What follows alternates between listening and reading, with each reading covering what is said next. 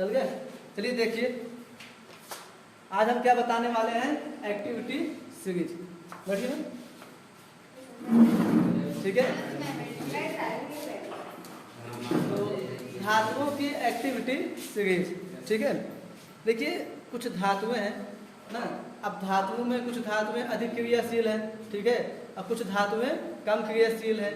तो धातुओं की क्रियाशीलता के आधार पर एक सूची बनाई गई। धातुओं की क्रियाशीलता के आधार पर एक सूची बनाई गई, जिसे क्या कहते हैं, धातुओं की सक्रियता श्रेणी कहते हैं। जैसे कि आप लोग जानते हो, स्कूल में क्या होता है, अगर 10 बच्चे हैं, उनको आने की स्थिति मतलब कि किसको कितना ज़्यादा आ रहा है ना, जिसको ज़्यादा आता है उसको सबसे आगे करते हैं, फिर उससे कम वाले को, फिर उससे कम वाले को, फिर उससे कम वाले को। इस प्रकार की अगर एक सूची बनाई जाएगी तो उसे क्या कहा जाएगा, बच्चों की ना, तेज बच्चों की एक अच्छी सूची कहलाएगी। कहा जाएगा कि जितने बच्चे हैं सब अच्छे बच्चे हैं, उनमें जो सबसे तेज होगा उसको क्या किया जाएगा, सबसे ऊपर रखा जाएगा, जो सबसे गधावा रहे उसको नीचे रखा जाए। तो उसी प्रकार से ये हमारी कुछ धातुएं हैं, पोटेशियम, सोडियम, कैल्शियम, मैग्नीशियम, ठीक है। इनमें सबसे अधिक क्रियाशील कौन है, पोटेशियम है, इसलिए पोटेशियम को सबसे ऊपर रखेगा। उसके बाद क्या है, सोडियम है, उसके बाद कैल्शियम है, और सबसे कम क्रियाशील कौन है, गोल्ड, सोना, ठीक है।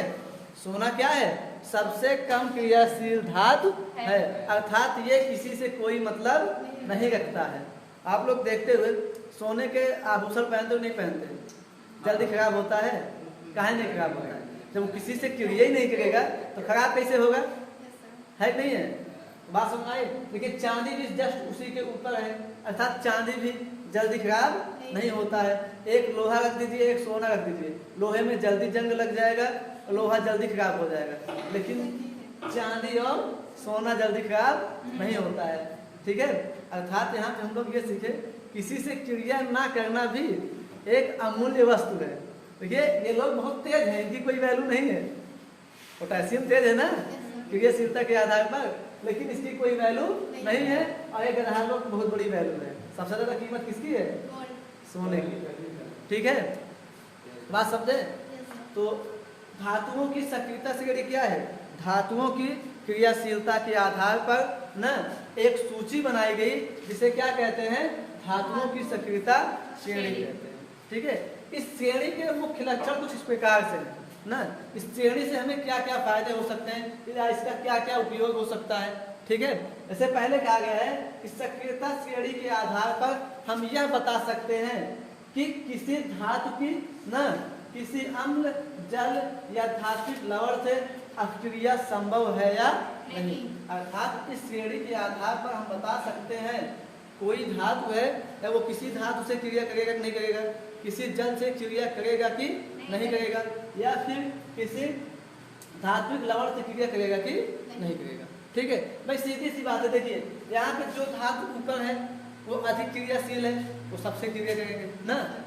जैसे तुमसे कोई पूछे यहाँ पर कैल्शियम और कापर में, कैल्शियम और कापर में कैल्शियम अधिक अक्रियाशील है, कापर कम अक्रियाशील है, क्यों, ऐसे प्रश्न आता है बोर्ड में आएगा कि कैल्शियम अधिक क्रियाशील है और कापर कम क्रियाशील है, क्यों, तो क्या जवाब,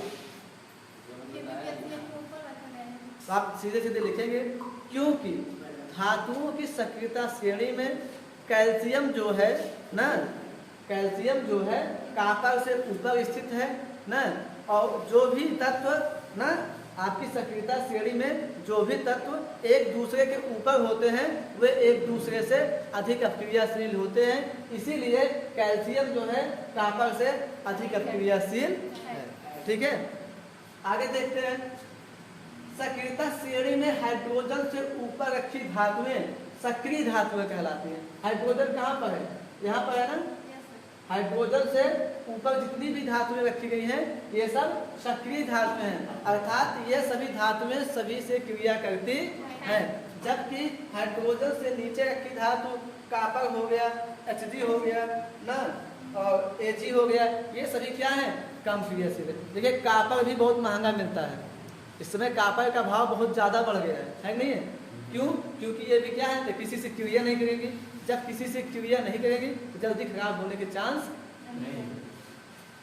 चलिए देखिए, जबकि कहा गया है हाइड्रोजन से नीचे रखी धातुएं ना, हाइड्रोजन से नीचे रखी धातुएं कम सक्रिय हैं या फिर असक्रिय हैं।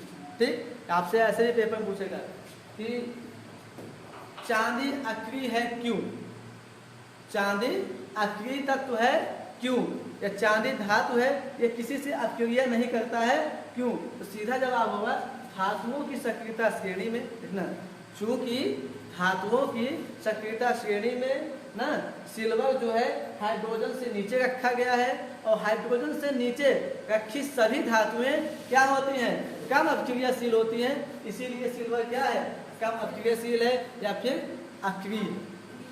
ठीक, दोनों समझ में आया? पहले में ये ज्ञात हो सकता है ना कि इसके आधार पर हम ये बता सकते हैं कौन सी धातु अम्ल से क्रिया करेगी, जल से क्रिया करेगी और धात्विक लवण से क्रिया करेगी कि नहीं। ठीक है, दूसरे में कहा गया है कि जो हाइड्रोजन से ऊपर है वो सक्रिय धातु है और जो हाइड्रोजन से नीचे है वो कम सक्रिय धातु है।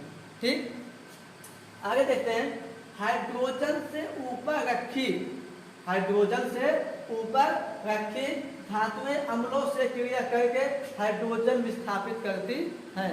मतलब हाइड्रोजन से ऊपर जितने भी धातुएं हैं, हाइड्रोजन से ऊपर जितने भी धातुएं हैं वो अम्लों से क्रिया करके हाइड्रोजन गैस मुक्त करती हैं, जबकि उससे नीचे रखे जो धातुएं हैं वो हाइड्रोजन गैस मुक्त करती हैं, मतलब मुक्त नहीं करती। ठीक, जैसे मान लीजिए आपका HCl क्या है, अम्ल है, आपसे पूछा जाए क्या HCl मैग्नीशियम से क्रिया करके हाइड्रोजन गैस मुक्त करेगा? नहीं करेगा। काहे नहीं करेगा बताओ?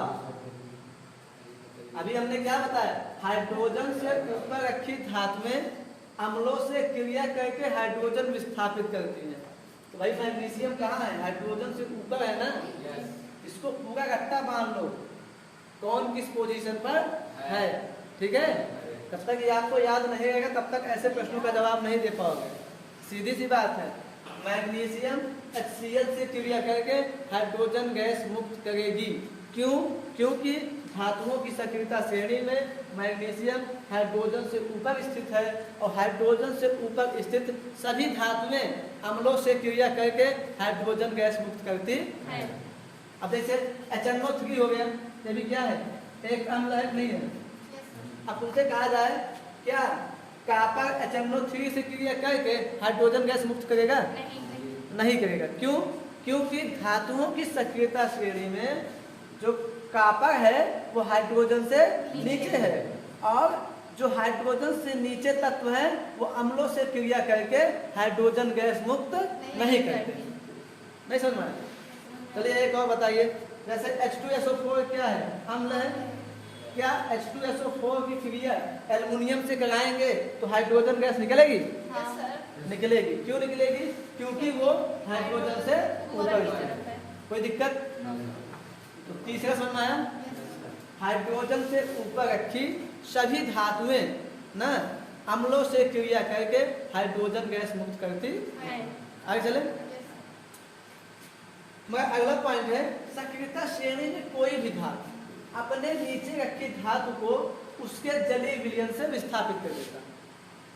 ठीक है, सक्रियता श्रेणी में कोई भी धातु अपने नीचे रखी धातु के विलयन में से उसको विस्थापित कर देता है। कहने मतलब ऐसे समझिए, जैसे क्या है,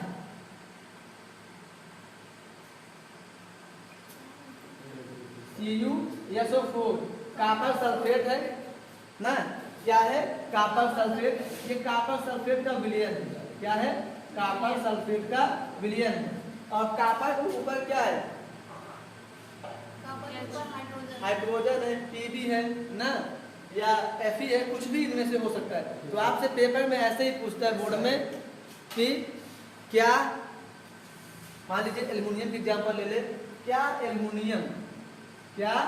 एल्युमिनियम कॉपर सल्फेट के विलयन से ना, क्या एल्युमिनियम कॉपर सल्फेट के विलयन से कॉपर को विस्थापित कर पाएगा कि नहीं। बताइए, इसमें यही कहा गया है ना कि कोई धातु अपने नीचे रखी धातु को ना, इसमें क्या है, जो कॉपर है वो एल्युमिनियम से नीचे है, कॉपर एल्युमिनियम से नीचे है, एल्युमिनियम क्या करेगा, कॉपर को उसके विलयन से विस्थापित कर देगा। ठीक है, अर्थात जब इसकी क्रिया इससे कराएंगे क्या बन जाएगा, Al2SO4 ना, अब कॉपर को ऐसे निकाल देंगे। ठीक है, यहाँ पर कॉपर का 2 मोल ले लेंगे 2CuSO4। ठीक, या फिर तुमसे ऐसे भी कहा जा सकता है कि क्या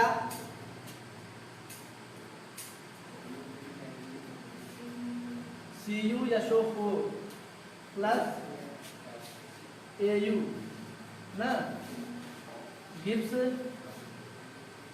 AuSO4 प्लस Cu, क्या ये अपक्रिया संभव है? कैसे जाने? क्योंकि आपकी सत्ता श्रेणी में कोई वस्तु अपने नीचे वस्तु रखी गई वस्तु को विस्थापित करती है। आइए बताइए, जो Au है ये कॉपर से नीचे है ऊपर है? नीचे है, नीचे है। इसमें क्या कहा गया है, ऊपर रखी धातु नीचे वालों को विस्थापित करती है, ना कि नीचे वाला ऊपर वाले को विस्थापित करेगा। ये अपक्रिया संभव नहीं है। क्यों?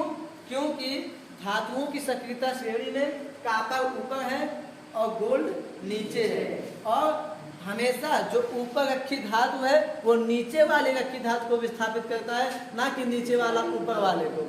अब बेदावा का करे जेके तेज आवत वो कागज पीछे बिठाई दे, क्लास में जो टॉप रहेगा वही तो आगे बैठता है। अब गधा वाले पीछे का है, तू आगे सटा, तू हटेंगे से। मान ला हमें बढ़िया से ताकत होकर है, बॉडी बिल्डर है, अस्तगानी है, कमसी का है, सर जी कोचिंग हमका दे दे, तो इसे पोटा मारा भगा ही देंगे से, है कि नहीं है? बात समझिए, हम आपको यहाँ भगा सकते हैं, लेकिन अगर हमारे पास तुमसे कम बुद्धि रहेगी, अब ये कट्टा लग चली जाओ सर जी सटाए तो कहते सर जी कोचिंग खा लेगा, हम क्या करेंगे, गोड़ दबाए जीव निकल देंगे। क्योंकि अब आप जो है ज्यादा सक्रिय हो गए तो हम कम सक्रिय है, नहीं है? ठीक, ऐसे क्लास में तुम कहो सर जी हम पढ़ाएंगे, क्या ये लोग पढ़ाने देंगे? हाँ, न पढ़ाओगे। क्यों? हमसे कम सक्रिय हो, हमसे कम आता है तुमको। अच्छा, मयंक सर जी कहिए, हाँ पढ़ाने देंगे। क्यों? क्योंकि उनको हमसे ज्यादा आता है। आने का मतलब यहाँ है जिसके पास जितना ज्यादा टैलेंट था, टैलेंट मतलब क्रियाशीलता हो गई, हमारे पास क्रियाशीलता ज्यादा रहेगी तो हम सबसे आगे गए, है नहीं? पढ़ने लिखने में जो सबसे आगे रहेगा वही तो आगे बैठेगा, वही जीवन में आगे जाएगा। यही चीज है, इसमें यही बताया गया है कि जो ऊपर वाले तत्व हैं वो अधिक क्रियाशील है, जो नीचे वाले तत्व हैं कम क्रियाशील है। अब कम क्रियाशील तत्व अधिक क्रियाशील तत्व को कभी हटा नहीं सकते हैं। तो यहाँ पर सोना क्या है, कम क्रियाशील है, इसीलिए कॉपर को इसमें से हटा नहीं सकता है। लेकिन अगर यही कॉपर के मतलब सोने के बजाय हम क्या रख दे, पीबी रख दे, पीबी हटा देगा ना। अब पीबी को कौन हटाएगा? या फिर हटाएगा ना, पीबी कौन हटाएगा? या फिर। अब यकीन लागे नहीं, हमें सबसे ज्यादा ताकतवर, हम किसी को भी हटा सकते हैं। किसको हटा सकते हो? जो इनके नीचे हैं उनको हटा सकते हैं। यकीन कौन हटा सकता है? जिंक। जिंक को कौन हटा सकता है? एल्युमिनियम। एल्युमिनियम को कौन हटा सकता है? मैग्नीशियम। मैग्नीशियम कौन हटा सकता है? अब कैल्शियम कौन हटाएगा? पोटेशियम को कोई मतलब कोई पैदा नहीं हुआ अभी तक, ठीक है। हालांकि पोटेशियम से भी अधिक क्रियाशील तत्व है, लेकिन धातुओं की तुलना करें तो धातुओं में कोई नहीं, ठीक है। देखा जाए तो फ्लोरीन जो है आपकी आवर्त सारणी का सबसे अधिक क्रियाशील तत्व है। 118 तत्व हैं, 118 तत्वों में सबसे अधिक क्रियाशील कोई तत्व है तो कौन है? फ्लोरीन है, ठीक है। लेकिन फ्लोरीन क्या है? एक अधातु है। हम चर्चा किसकी कर रहे हैं? धातुओं, ठीक। ऐसे समझिए हमारा गोली। और देखो जैसे एक और एग्जांपल है,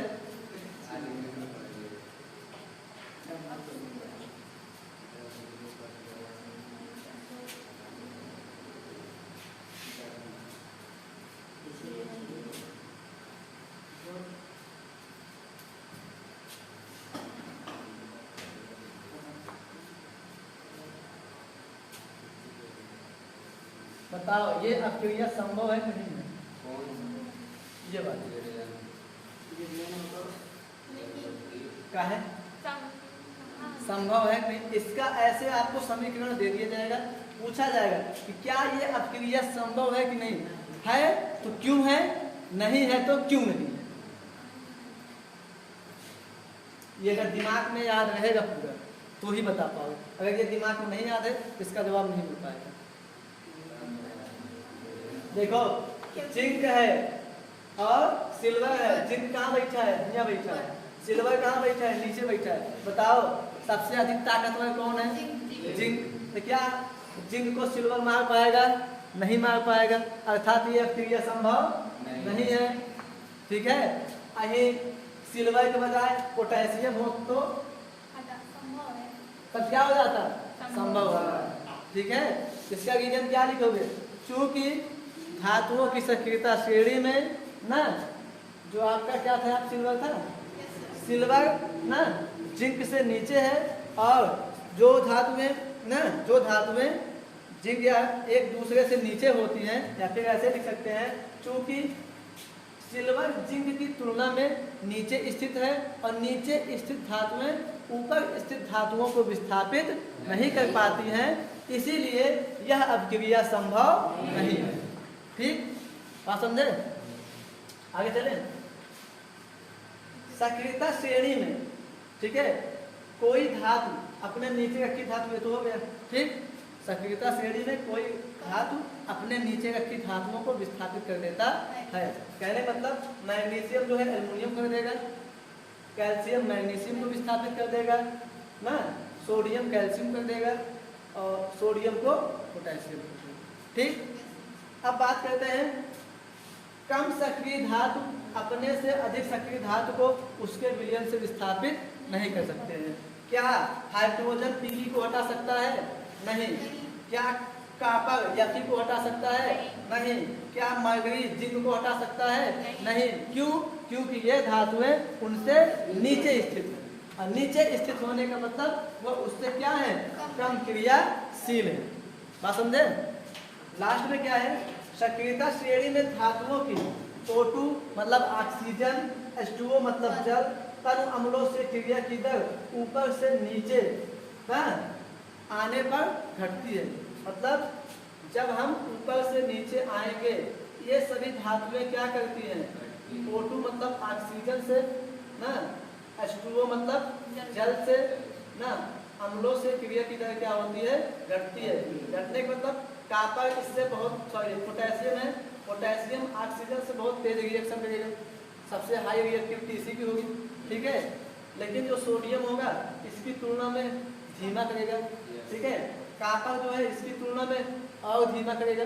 ठीक, और मैग्नीशियम इसकी तुलना में और धीमा करेगा। इसीलिए देखिए Fe जो है जल से क्रिया करेगा। Fe बोले तो लोहा, लोहे में जब नमी आ जाती है तो लोहे में जंग बहुत जल्दी लग जाता है। क्यों, क्योंकि जो Fe है वो जल से तेजी से क्रिया करेगा। ठीक है, लेकिन उसी की तुलना आप सोने से कर लीजिए। सोना तो रोज भीगता है, सोना तो रोज भीगता है, लेकिन क्या उसमें जल्दी समोसा लगता है, नहीं लगता। ठीक है, क्यों, क्योंकि इसकी जो रिएक्टिविटी दर है इन सबसे कम है। समझे नहीं समझे, मतलब ऊपर से नीचे आएंगे तो इन तीनों से क्रियाशीलता क्या होगी, घटेगी। अर्थात सबसे कम क्रिया कौन करेगा, बात समझे नहीं समझे। ये थी धातुओं की सक्रियता श्रेणी। इसके आधार पर इसमें बहुत सारे प्रश्न हैं, जैसे एक और यक्ष से नीचे रखी धातुएं अम्लों से क्रिया करती ही नहीं है ना, मतलब हाइड्रोजन से नीचे जितनी भी धातुएं जैसे कॉपर, Hg ना, Ag, ये अम्लों से क्रिया नहीं करेंगे। मतलब सोने को किसी अम्ल से क्रिया कराएंगे तो क्रिया करने वाली कोई दिक्कत। आगे एक प्रश्न है, देख लीजिए, CuH2SO4 ना गिव्स CuSO4 प्लस H2, क्या ये अभिक्रिया संभव है, क्या ये अभिक्रिया संभव है, हाँ बोलो भाई। सर ये लिखे हैं, हाँ CuH2SO4, क्या ये अपक्रिया संभव है? Yes sir. कैसे? क्यों? बताइए। क्योंकि Cu हाइड्रोजन से ऊपर रखी धातुएं अम्लों से क्रिया करके हाइड्रोजन गैस मुक्त करती हैं। तो क्या Cu जो है हाइड्रोजन से ऊपर है? नहीं। जब नहीं है तो कहाँ करेगा? लिख दो, क्योंकि यह अपक्रिया असंभव है। क्यों? क्योंकि हाइड्रोजन से नीचे रखी धातुएं अम्लों से क्रिया करके हाइड्रोजन गैस मुक्त नहीं करती हैं। कहाँ पर क्या है? हाइड्रोजन से नीचे है। पता नहीं कहाँ समझाता है कितना देर।